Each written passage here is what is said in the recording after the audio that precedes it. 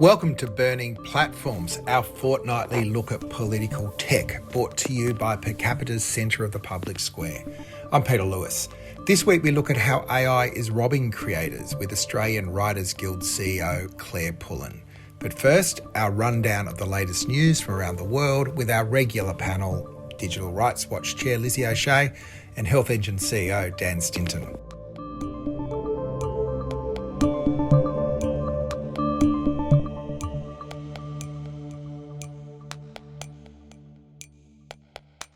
So we're really happy to have four live humans in the room today, because we're going to talk about a world where humans might not be playing such a central role. We've got our regular panelist, Dan Stinton, CEO of Health Engine, who's joining us from Melbourne. Hey, Dan.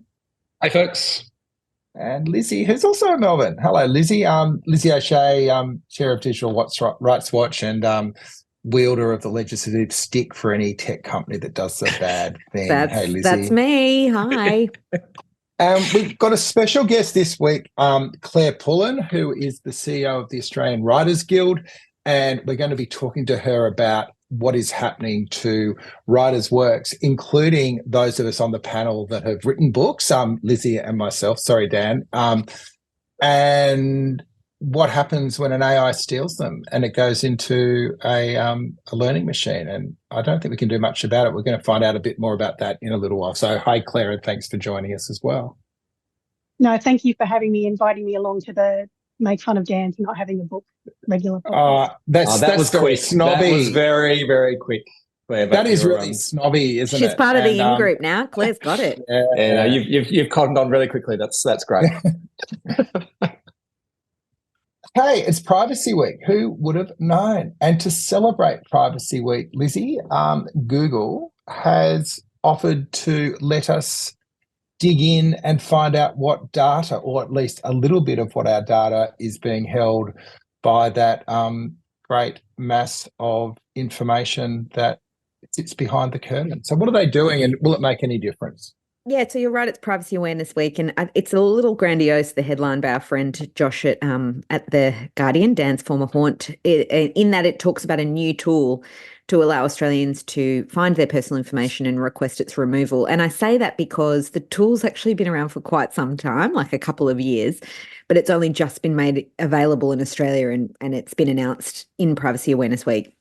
What it does is it allows you do have to type in your name and address and whatever other personal bits of information you want to track, and then it will generate results that include that information for you to request its removal. So it's kind of streamlining a takedown notice.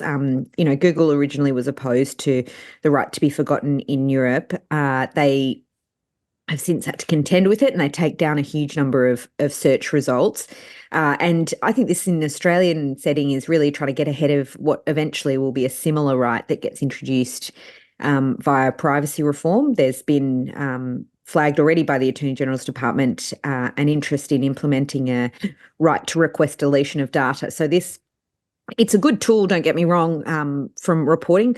It looks like it's a sensible way to streamline that process of removing your personal information. But what I would say, I suppose, is it's only the indexation from the search engine. Obviously, if you want that information removed from the web, you'd have to go to the site that's hosting it. And I don't mean to be super cynical about it, but I must say when I went to test it, I couldn't quite bring myself to type in my personal information to Google to ask them to remove it, which I think was slightly immature. But I will get to it eventually, I'm sure, because I think it is a useful tool. They talk about it being particularly useful in circumstances of doxing and the like.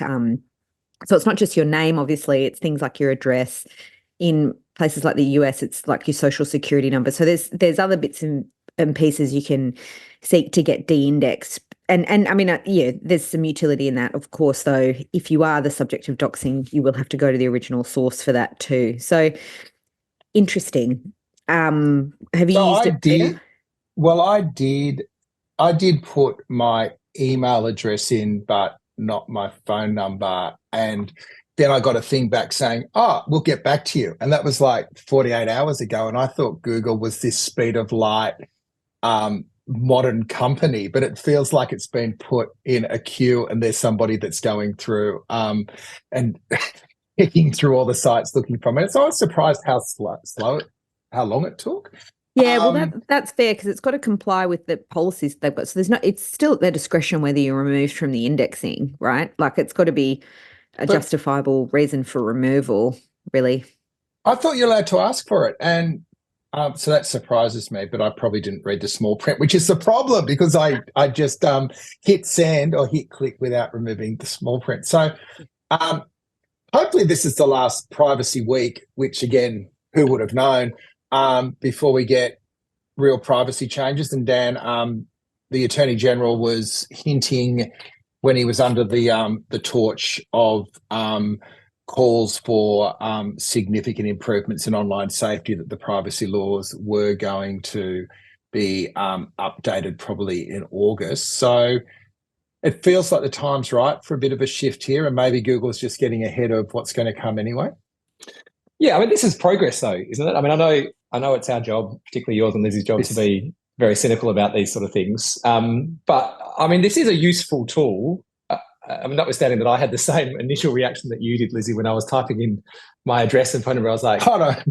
Should I check the terms and conditions to make sure this is not going to be used to target me later? And I didn't bother doing that. I just assumed that given this is a privacy tool that they're releasing in Privacy Week, I didn't hope that assumption was not was the correct But one. you might now be in a profile of people who care about their privacy, and then I'm pretty sure Google probably has a special profile for me already after the war that we went through in the News Media Bargaining Code. But anyway, look, this is progress in my view. This is actually has the potential to at least to be a very useful tool. Like you, I typed my details in earlier today. I still haven't seen any results come back yet, but I think they are crawling through a fair amount of data to get there. So I'll give them benefit of the doubt.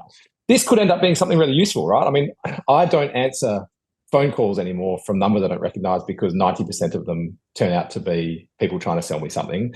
And the amount of spam that I get is huge. Now, I know that's not a problem which is limited to me, but you know, I am aware of the fact that I've had email signatures with my personal details on them, which have been flying around for the internet for the better part of 2 decades.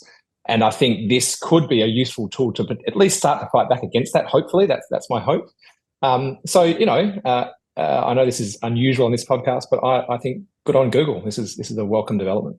I don't think you're wrong, Dan, but I would just point out there are other tools like this that do exist in the world, not in Australia because we're obviously not yet, we don't have a right to deletion, but there is a great tool called Permission Slip, for example, which collates your personal information, sends it out to companies to remove. And it's, you know, set up by a kind of consumer org in the US. And those kinds of solutions, I think, are what I hope to see coming out of privacy reform as well. So, I mean, I'm not saying that it's not progress. It's just, I think there's a lot more work that we can do on this, and I'm glad Google's preparing to comply with privacy reforms in Australia. But you know, I'm hoping this will be a much more there's the capacity for other kind of flowers to bloom in this space as well post reform. Claire, is privacy on the agenda of the AWG and your members, or is it back in the queue? It is in the queue, but it keeps getting bumped further along to the bottom in the same way that piracy, for example, was a much more prominent issue, say 5 years ago, but keeps going further and further down in terms of what troubles them and frankly, what cuts into their incomes and their prospective future work. Anyway, we will be watching the legislative calendar with interest as privacy comes closer, and hopefully there will be the first meaningful reforms in 40 years before too long. I might move on to the story I'm bringing to the table this week, which was one that caught my eye. The Ukrainian AI government has established an AI as their official spokeswoman. And I've worked for a lot of politicians who have been accused of being robotic. And I've seen a lot of politicians who just merely follow the speaking point. So maybe this is the perfect application of AI. Ukraine presented their AI-generated spokesperson, Victoria, who's modelled on a popular singer, I think it is, from Ukraine. They're calling her Victoria She. And basically they load in the speaking points. And I had a look at it. It just looks like a video of a very wooden but highly polished delivery of key messages in Ukrainian. So I was not sure whether I could go far, but I'm sure that you could also then do it in many other languages as well. So, you know, where does that leave political accountability? Is this just a way of highly controlling a message? Or is this one of those areas where it's like, my God, why are you developing this technology? And, you know, is it just going to continue to undermine democracy? So I'm being flippant when I say that politicians are robots, but in terms of just getting information out like this, you can see why they're doing it. The Ukrainian government's saying they're doing it to save time and resources. I guess they're in a war. But do you see broader application for this, Dan? Would it be a good way of getting the messages out, you know, for companies to their shareholders, for instance? No is the short answer. I mean, this is just bizarre in my view. I can't understand. I mean, the only reason I can actually think that Ukraine will be doing this is because it will get people talking about their war efforts like we are tonight. Like, it is just such a bizarre thing to do. Is it really that burdensome to get someone to stand in front of a camera and read the messages that they're going to get this AI person to create? And I think, you know, the reason why this is particularly silly for Ukraine, as much as I, you know, wish them success in their war efforts, why I think this is particularly silly is, I mean, they're going up against Russia, who are like the worst offender when it comes to creating, you know, spurious content and misinformation and disinformation. And they've basically handed them something on a platter, which they can now also do. Now, I appreciate they could already do that with real humans, but there's this shadow of doubt that now is going to be created amongst, I guess, the general population, which is, are we to believe this content which is being spoken by a bot? And they say they're going to be linking back to the official website of the Ukrainian government. But again, I can just see a circumstance where Russia comes along and creates a completely different message, has a QR code on that, which links back to a fake website, which is owned by them and looks just as official and is used to fool a whole bunch of people. And it just feels like it's the exact opposite direction that we want governments to be going in. We want governments to actually be outlawing what is effectively deepfake content. Now, I know that's probably going too far. The singer, I think Rosalie Nomba is her name, has given, you know, her blessing to do this and whatever else, and that's great. But it just feels like government's probably the last place, or going to be the last place on the internet where we can hopefully trust them to not be creating deep fakes. And this feels like it undermines that whole effort. So I just think it's the wrong strategy, personally, as much as it's been successful in getting us talking about it. But what do others think? Well, Lizzie, there's also Twigs, the British singer, who can't be asked engaging with her fans. So she's just doing kind of the same thing. So is this the political equivalent of a government that can't be asked, you know, dealing with the media and its constituents? Yeah, well, if they can't be asked, you know, you wonder what they're doing in government. I mean, I sort of have a bit of sympathy for Twigs, but I do also wonder about Rosalie Nombre, who's as I understand it, a former contestant on Ukraine's version of The Bachelor. So maybe she's a singer as well, but not that there's anything wrong with The Bachelor, but it's an interesting choice. But I do also wonder what happens if she doesn't want to be involved in this anymore. Like, there's a very curious scenario where people are using a real likeness to create an artificial spokesperson.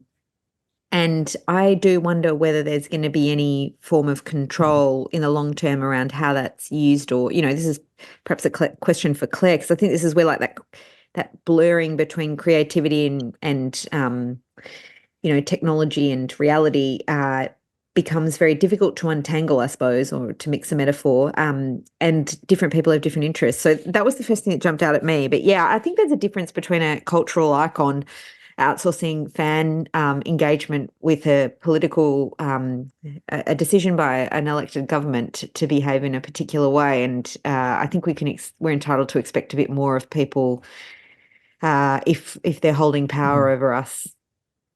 But just going back to my initial, like, I'm not being totally flippant, but if all a government is doing is standing up and repeating speaking points, it's not that much different.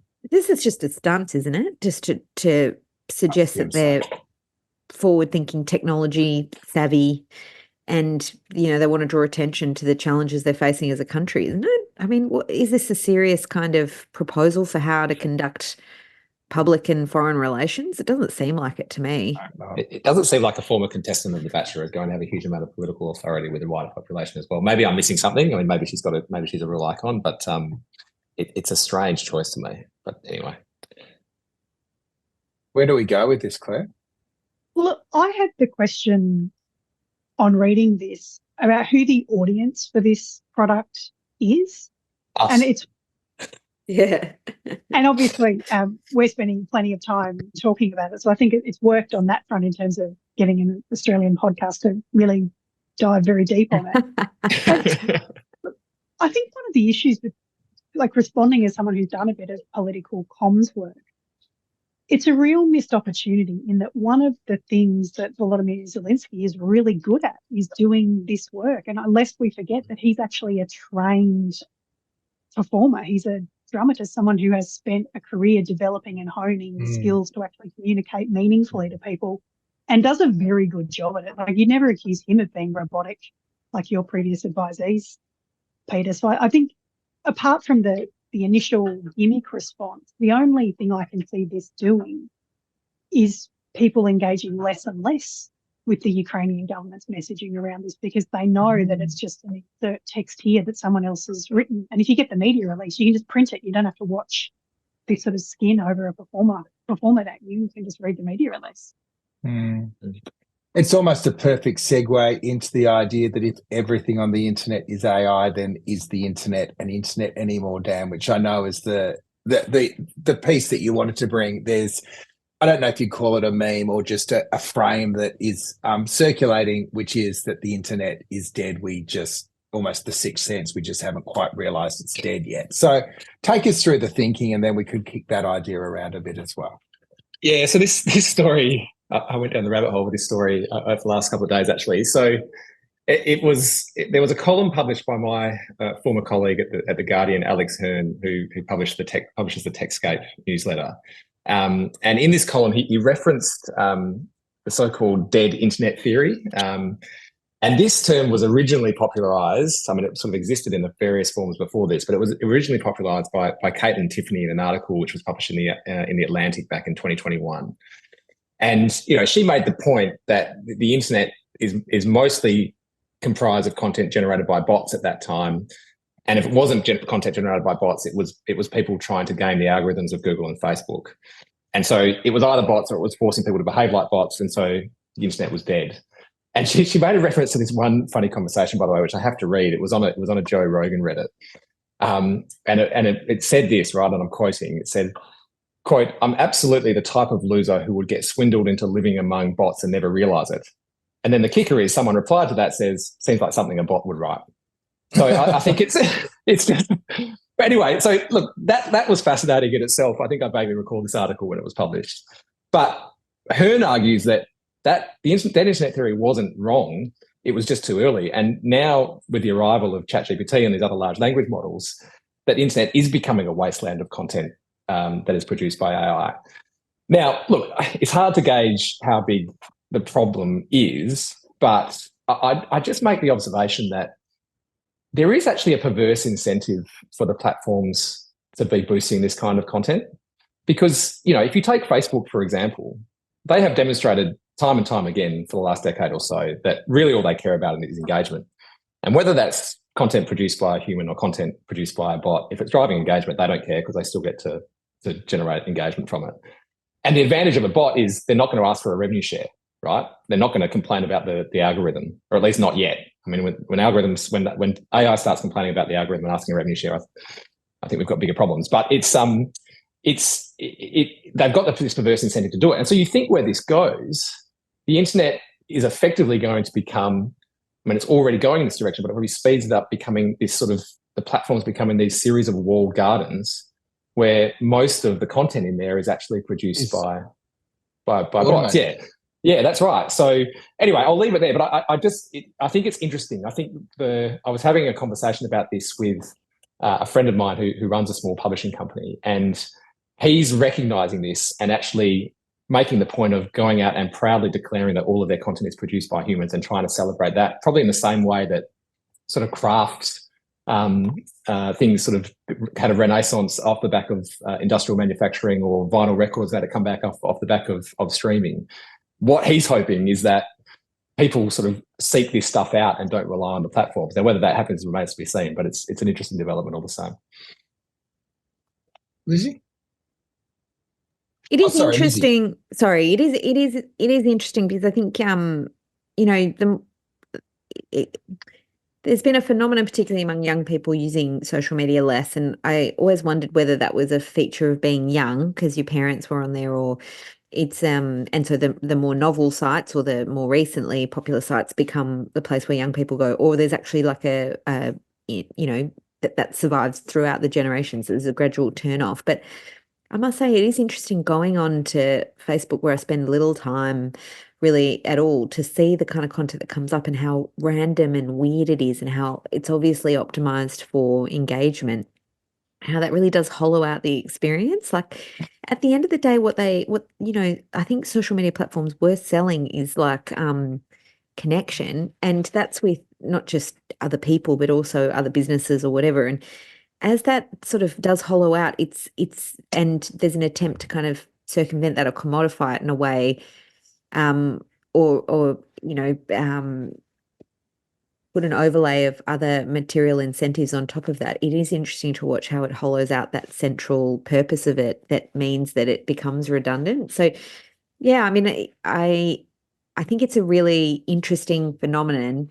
And I do wonder whether there's a whole environmental impact to this as well, in terms of how much space on the internet takes up, how many servers are using it and stuff, and whether there's any incentive to kind of declutter the internet, and whether there ever will be, or whether people just stop using it and just starts talking to itself and that's it. I think more literary types than me need to contend with this, Claire. Yeah, it's almost like, sorry, you go. Oh, look, I was going to say, I snuck one of my favourite words into a submission to the federal government today. I'm sure you're all familiar with enshittification as a concept, and I try and get it into as many government submissions as I can, right? Just because it's a really useful way of focusing people's idea on big tech generally, if we're talking about AI or searches or whatever. Is there ever going to be a moment of realization where you go, oh, I'm the product, my data is being sold back to advertisers or someone else, and it's actually not about connection or the user experience or forming a network. It's actually about what's the minimal experience that you can be delivered that you'll tolerate before you get off the platform, while maximizing whatever the profit-based behavior is that goes with that for the platform. So I am notionally off Facebook, for example, but I still find myself checking it 2 or 3 times a week, and the experience is radically different to what it was 15 years ago when I first got on. I was not an early adopter by any means. So I think it makes me think about that concept of how bad an experience will people tolerate before it changes behaviour to the extent that the platform has to do something about it. And Dan, I think part of the analysis, and I know that it's probably the next step, and whether it's the platforms are collapsing under their own bullshit, under the enshittification, or whether there'll be a different sort of internet that comes out the other end. Like, there is an optimistic look on this as well, which is if this gets to the point of being so bad and no one uses it, it doesn't mean that you still won't look to use technology to connect, but new ways of connecting.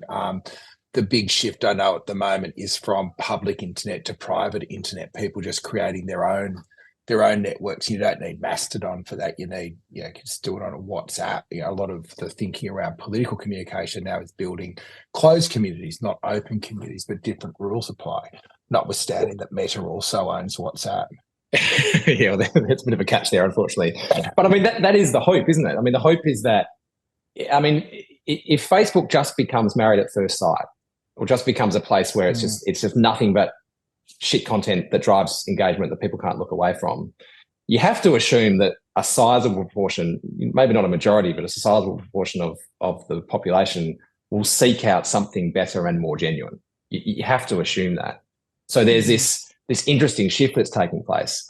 But the ramifications for that are massive, by the way. And this is probably a talk show for another episode. But in summary, the ramifications for that are massive, because Google and Facebook have largely controlled where people go on the internet for such a long time. If they become closed ecosystems completely, and it's just a conversation which you're having with their AI, or it's just content that you're consuming which is produced by their AI, then people, you have to assume, will seek out something more genuine. And that's the hope, is that there's enough of those people that we can create a new, perhaps digital economy, and new space for people to hang out in. But I guess that remains to be seen. Lizzie, our friend Maria Farrell, who's joined us previously, has co-authored a terrific piece called Rewilding the Internet that talks exactly about that, doing the analogy from plantation forest to letting nature grow again, right? Yeah, and seeing it as an ecosystem, which I think is an interesting analogy, that it has multiple different components to it that give it health or strip that away. And she's such an eloquent writer, and as I understand it, there's more coming in that respect from her, which will be great. I hope that she comes back to Australia and we'll catch up with her. Let's go into the deep dive and talk about books. And I think the catalyst for this was the slow drip of automation and how big machines learn their information. And we kind of knew the internet was being trawled. But I think for people who have gone through the process of publishing books, that not even their intellectual property, but their work had basically been hoovered up by the engines. And there was a expose in The Atlantic towards the end of last year that fingered a particular project called, I think it was Book 3.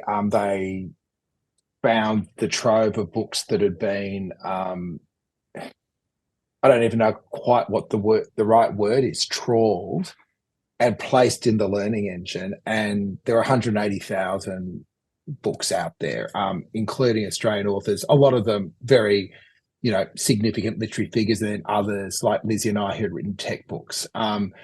So we were curious at the time what could happen in Australia. And I think that for Australian authors, and I think the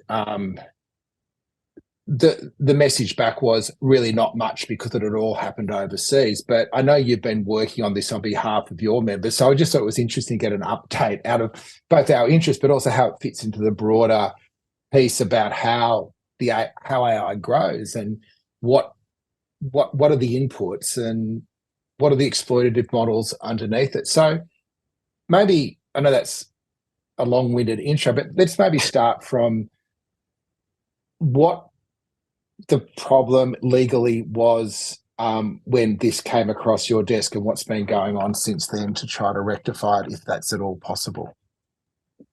Yeah, happy to talk you through that.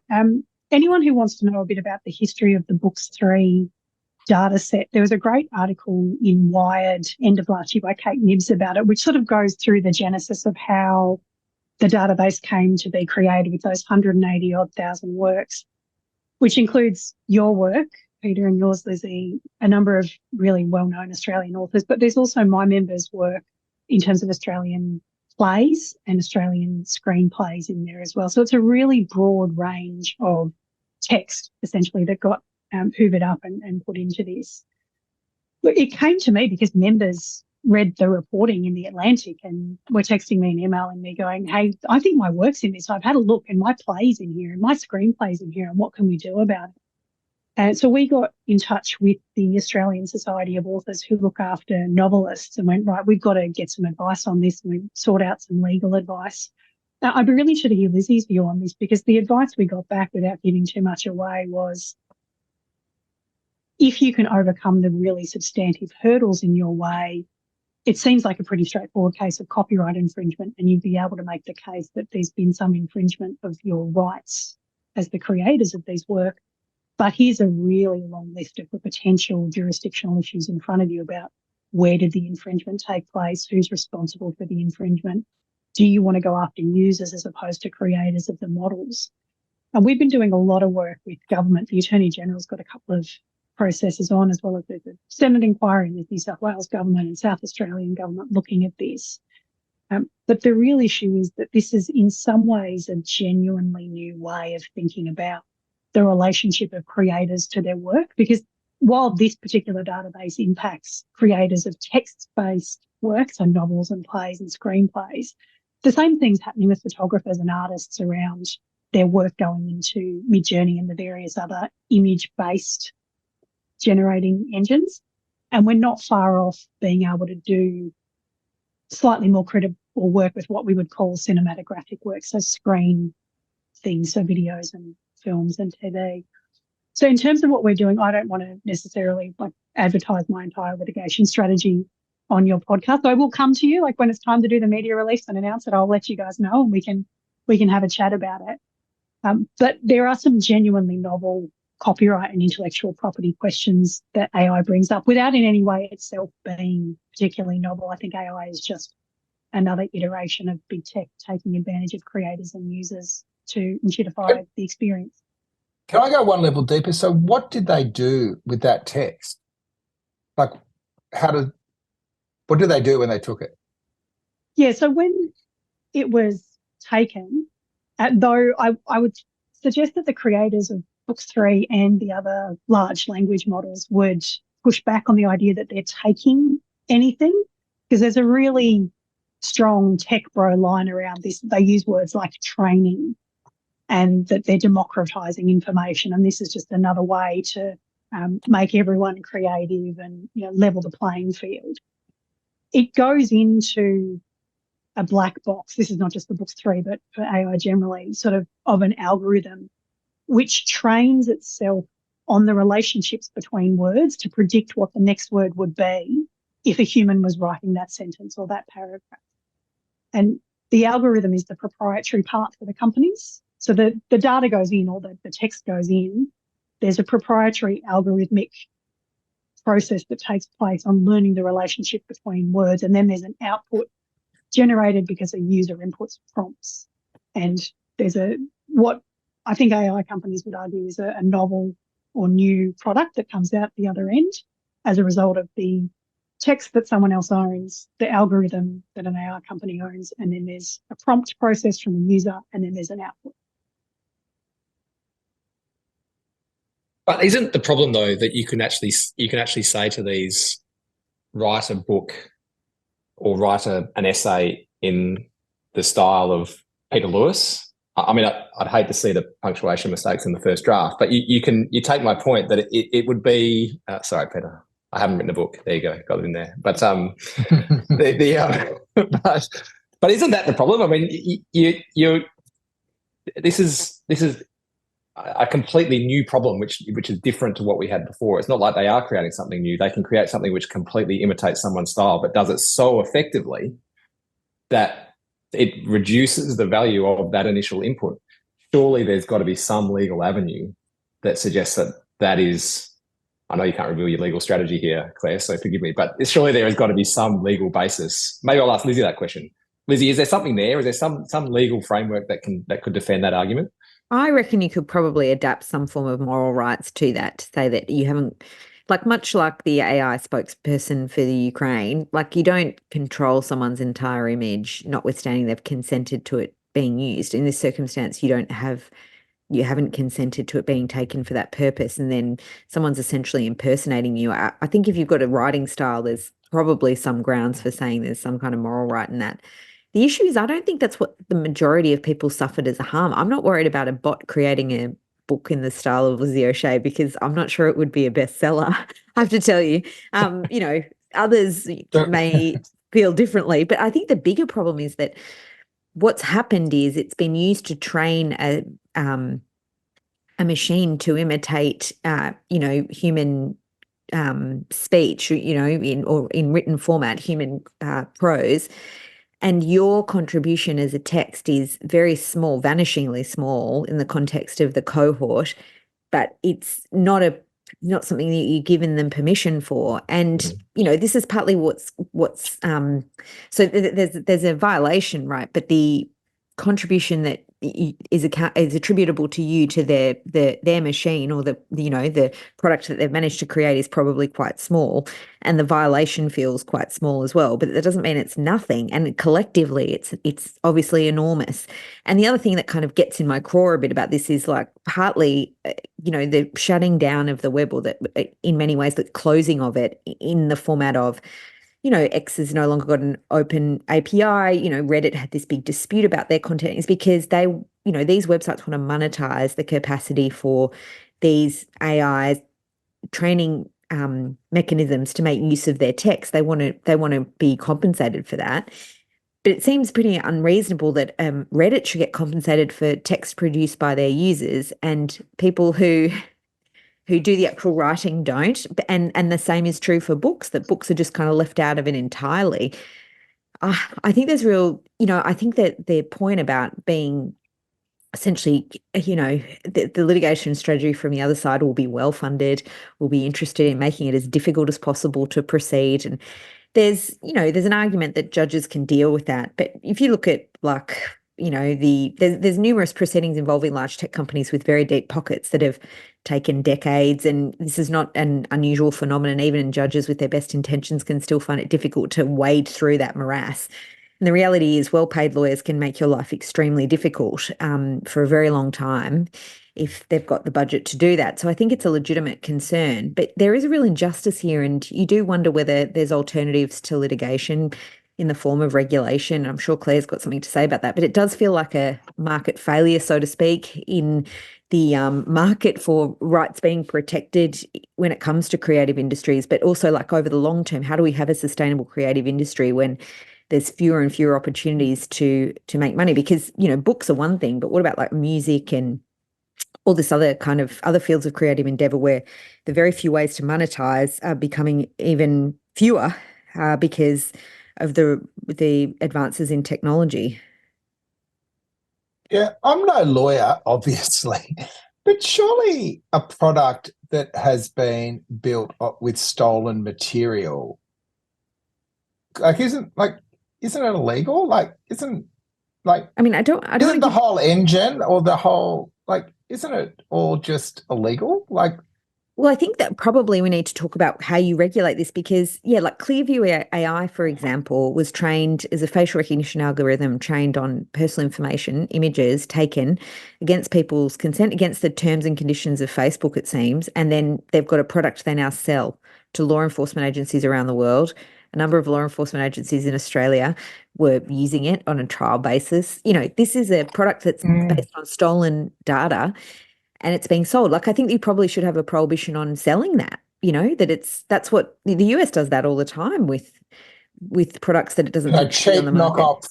Cheap knockoff software from China that's stolen IP can't be. That's right. Used. So surely this is cheap knockoff IP as well, isn't it, Claire? Well, I think there's two issues, and it sort of goes back to Dan's question about where the infringement, or where's the crime happening. And it's happening both at the input stage, because that is pretty straightforwardly an infringement of someone's right to reproduce their copyrighted work. So the input in and of itself is an infringement. And people often skip past that because they want to talk about the exciting bit, which is what are these things generating and how much does it look like a David Williamson play or a Peter Jackson screenplay or a Baz Luhrmann film. These are all people I represent, by the way, who I collect royalties for, who made these pieces of work with an expectation that this would be how they generate their income. This is their work, right? So we've really got to, I think personally we should dwell a little bit on the fact that the input in and of itself cuts into a creative worker's income, right? Some people create, arguably a lot of people create simply because they have the artistic drive to have the book, the play, the screenplay out in the world. But for a lot of people, they derive their income from it.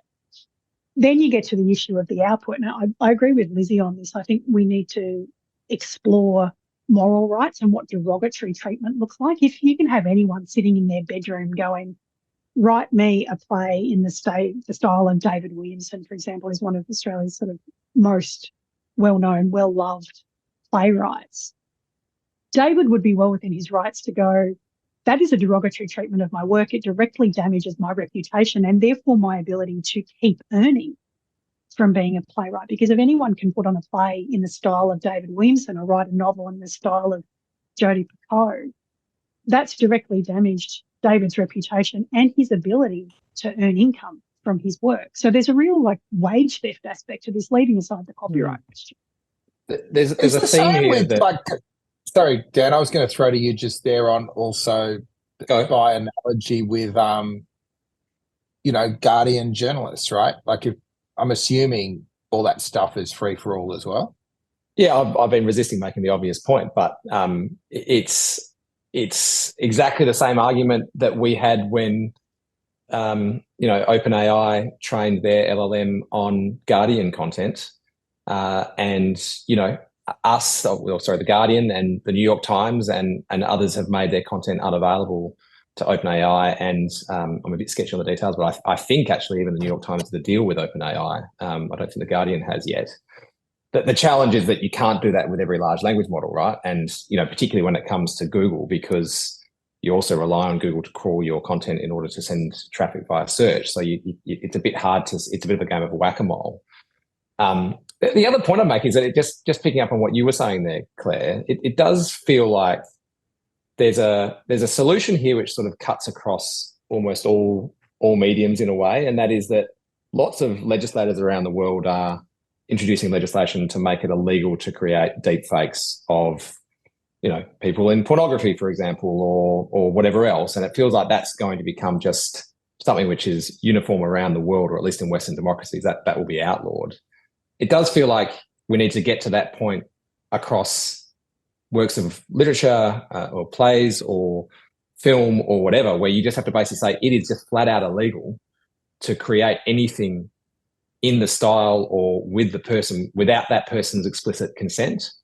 And that feels like pretty black and white to me, that should just be illegal. Now, it doesn't solve the internal copyright piece, and the tech companies will argue that the horse is bolted on that, and you can't get us. But the output piece does feel like that is at least solvable. Do you think am I kidding myself? No, I think you're absolutely right. And it's in the interests of the big tech companies to pretend that this problem is less solvable than it actually is. And it fits quite neatly within our existing frameworks. We've been working quite closely with APRA-AMCOS on this. So they're the collecting society for musicians and composers, because part of my job is to do royalty collection for screenwriters.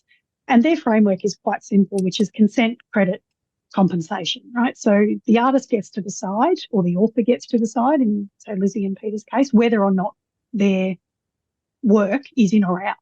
And that's an absolute yes or no. Credit is, if it's in, do all the future outputs credit correctly the creator who has contributed in some way to whatever that AI output is. And this was a huge issue in the Writers Guild of America's strike last year. One of the most bitterly fought issues was how organised labour in our industry responded to AI entering into writers' rooms and how that was dealt with. And then the compensation question is, this is really bog standard, very simple.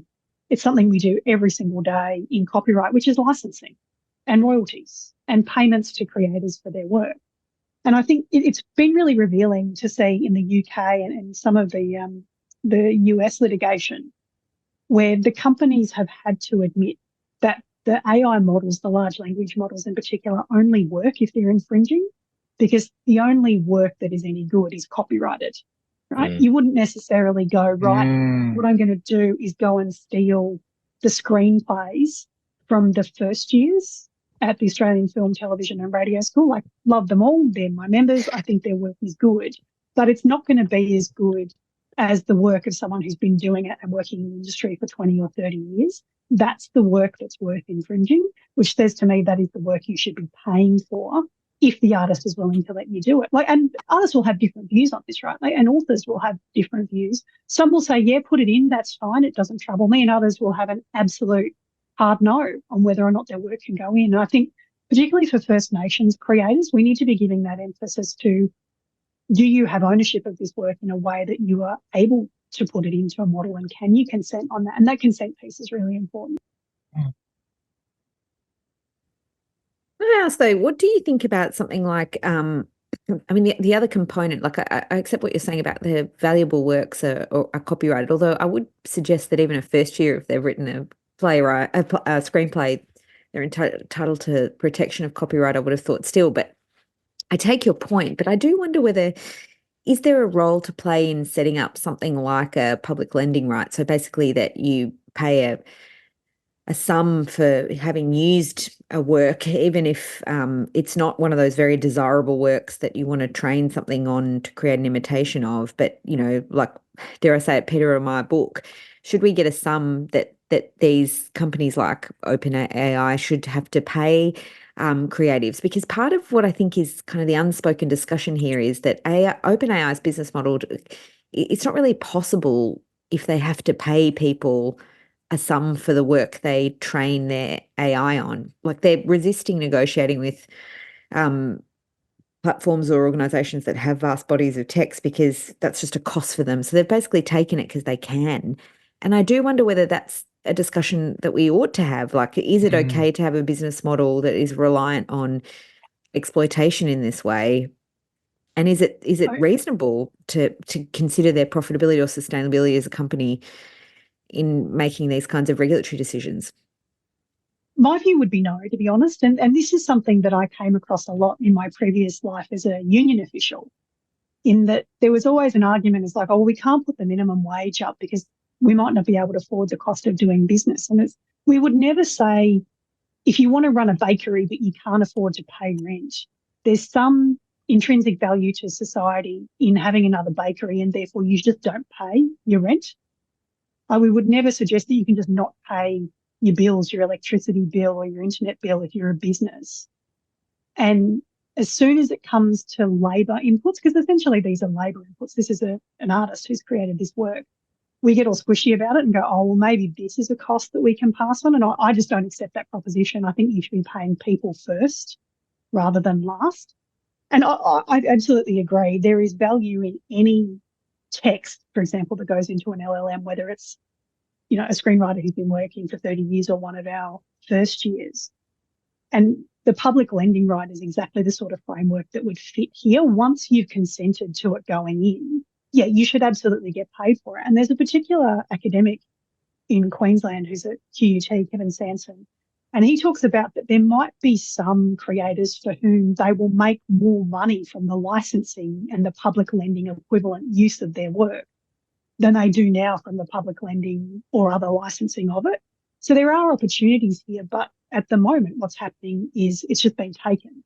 So regardless of what could or might happen, they've just been cut off from that potential source of income and whether or not they want their work used that way. There's a competition issue here too, potentially, I think, and that is that if you look at the companies that have done deals so far with OpenAI and Google and Microsoft and others, the ones that spring to mind are, again, the New York Times and Axel Springer, and the ones that can afford to have very large legal teams that prosecute these arguments, and often with jurisdictions in the jurisdiction of the tech companies themselves, right? So they overcome that hurdle that we discussed earlier of being based in Australia and trying to sue a tech company based in the US is difficult, right? It runs into all kinds of free trade issues and all kinds of things that sort of come with that.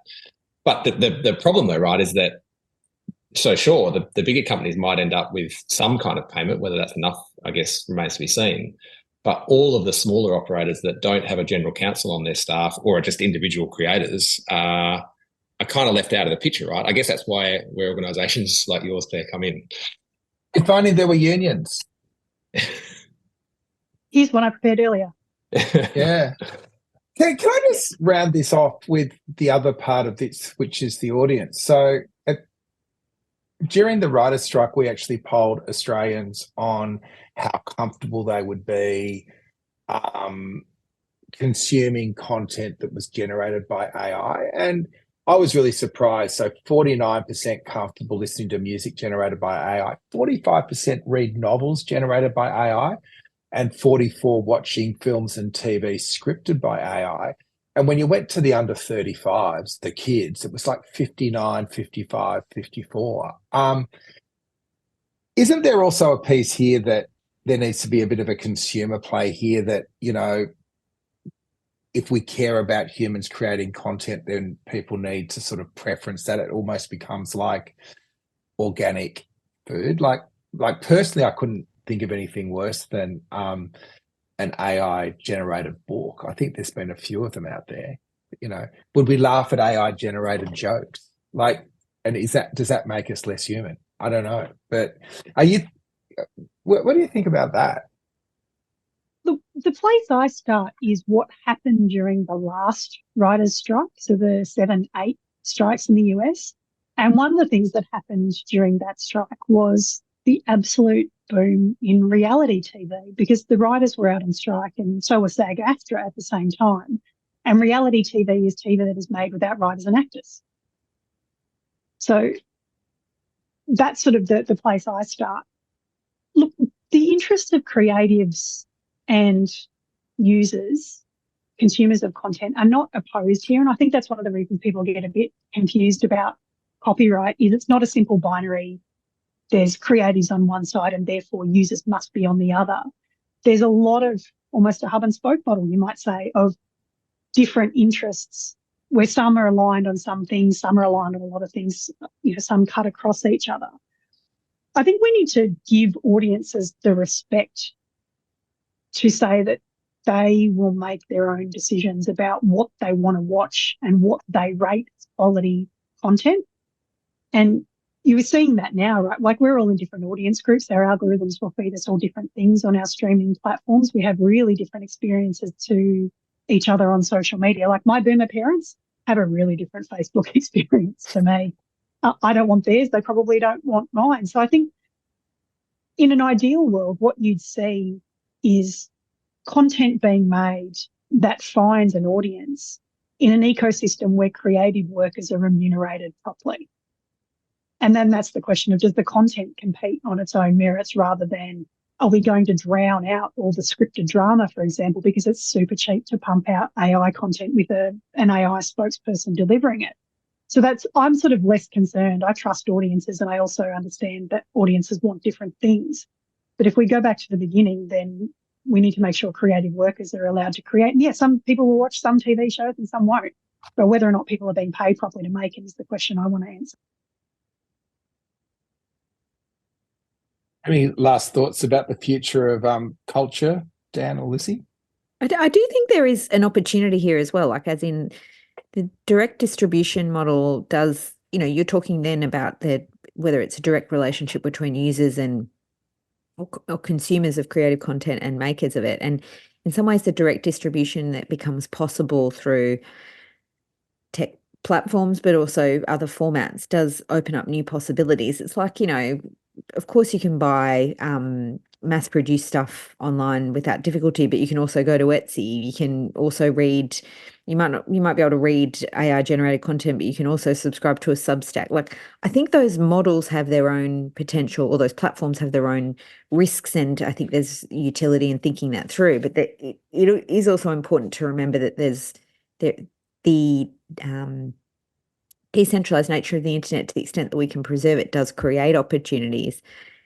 And then I also think there's a role for government to play in ensuring that people's content or creations are protected. Like, I think it's a really interesting analogy to think about reality TV. And I think people would think about reality TV as a different kind of television experience than other forms of television. So audiences are able to distinguish that. But for example, you wouldn't be particularly happy if, you know, the broadcast rules about local content were essentially satisfied by all reality TV, and the rest of it, you know, drama or whatever written content or produced by creatives, was just excluded. So there's a role to play, I think, in regulators kind of cultivating a meaningful marketplace for creatives, but that leverages, I guess, the formats that are now available for distribution that didn't exist 20 years ago. So I think it's worth preserving some of the excitement about that potential and using that as a way to start the discussion with government.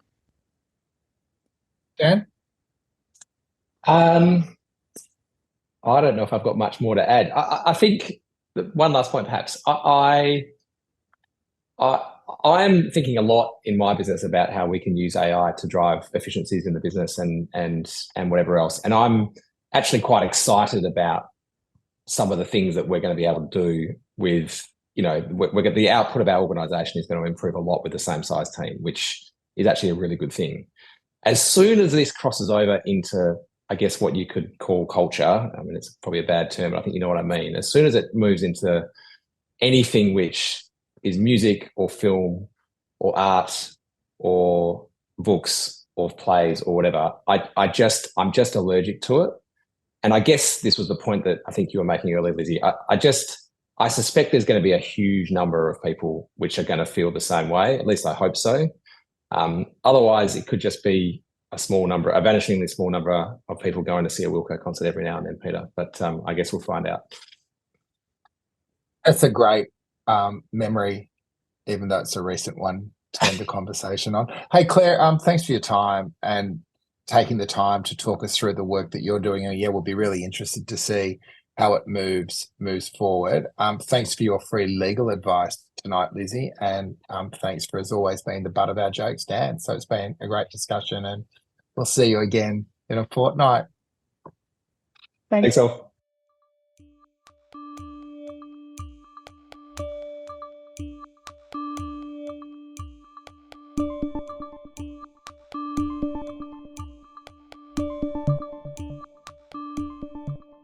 That was Burning Platforms, brought to you by Per Capita's Centre of the Public Square.